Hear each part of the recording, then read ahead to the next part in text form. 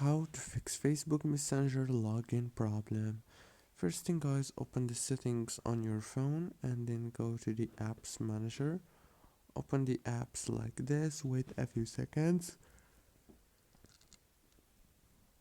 and after you wait a few seconds, now what you want to do next is scroll until you find your Facebook Messenger right here.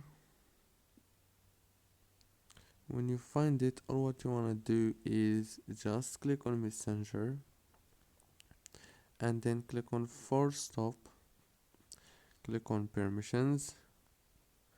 Make sure to enable the permissions because the 100% problem is from here, and then go back, click on storage, click on clear data and clear cache. Don't forget to like and subscribe. Thank you so much for watching this tutorial until the very end.